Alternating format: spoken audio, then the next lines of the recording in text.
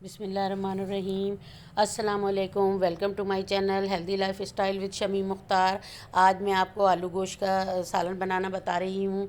आलू गोश्त का शोरबा बिल्कुल सिंपल घर के मसालों से। मेरे पास तकरीबन 1 kg जो है वो मटन है और थोड़े से आलू हैं और इसके बाद 2 प्याज तकरीबन मैंने जो है वो लिए हैं और 2 टमाटर जो कि मैंने स्किन उतार दी है।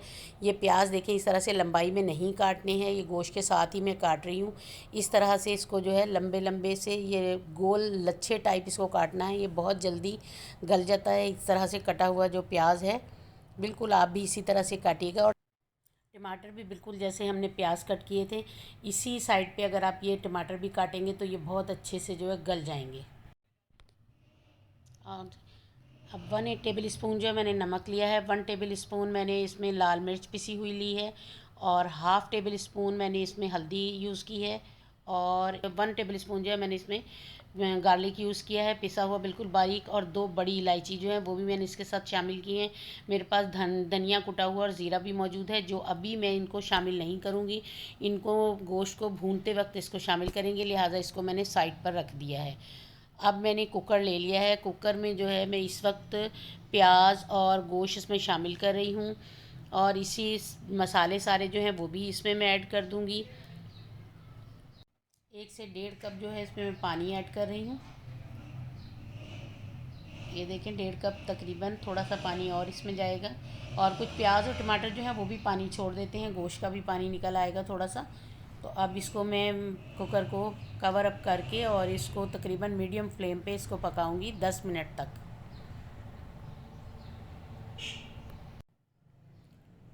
अब ये तकरीबन 10 मिनट हो गए हैं इसको चलते हुए और अब मैंने इसकी सारी गैस रिलीज़ करने के बाद इसको फ़ौरी तौर पर खोल दिया है। और ये देखें इसमें से तमाम चीज़ें जो है गल चुकी हैं लेकिन एक साथ यकजान नहीं हुई हैं।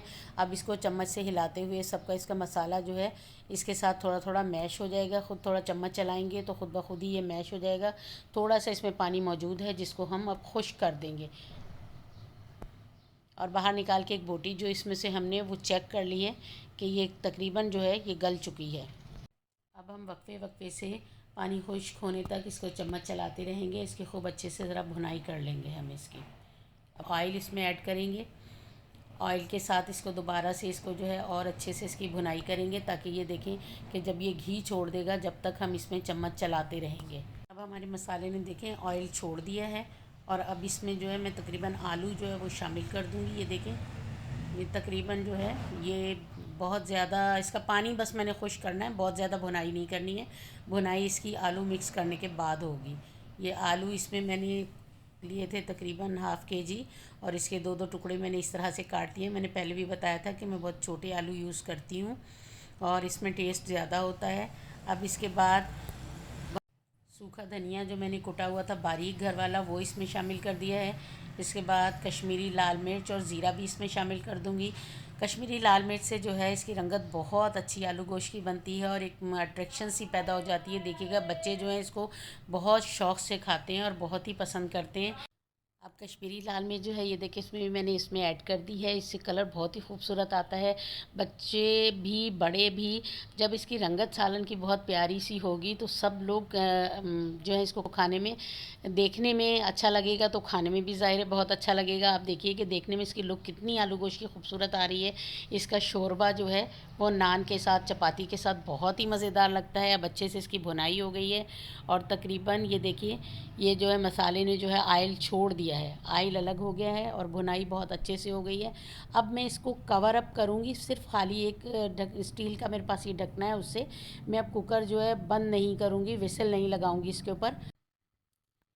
अब मैं इसमें तकरीबन 1 से 1.5 जग पानी जो है उसमें ऐड करूँगी।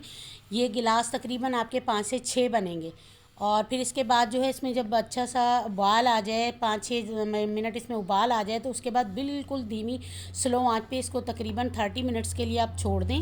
जो कि क्योंकि शोरबा जो है वो जितना ज़्यादा पकेगा उतना ही ज़्यादा लजीज होगा। तो इंशाल्लाह आप इसको खाएंगे तो आपको बहुत अच्छा लगेगा। ये देखिएगा ये जो है इसमें अच्छे से कितने अच्छे से उबाल आना शुरू हो गए हैं, ये पकना शुरू हो गया है। अब हम इसमें इसको ढक देंगे दोबारा से। ढकने के बाद इसकी देखें फ्लेम जो है बिल्कुल हमने जो इसका स्लो कर दिया। अब 30 मिनट्स के लिए हम इसको पकने देंगे। अगर आप मेरे चैनल पर न्यू हैं तो प्लीज़ मेरे चैनल को सब्सक्राइब करें, बेल आइकन प्रेस करें ताकि मेरी हर आने वाली वीडियो का नोटिफिकेशन आपको मिलता रहे। इंशाल्लाह आगे बहुत ही मज़ेदार रेसिपीज़ के साथ आपके साथ मुलाकात होगी। खुश रहें, खुशियाँ बाँटें। और ये देखिए, अब मैंने हरा धनिया भी इसमें शामिल कर दिया है। अगर हमारे घर में जैसे बुज़ुर्ग हैं, वो बहुत ही शौक़ से इसको जो है लज़ीज़ चपाती के साथ इसको खाते हैं।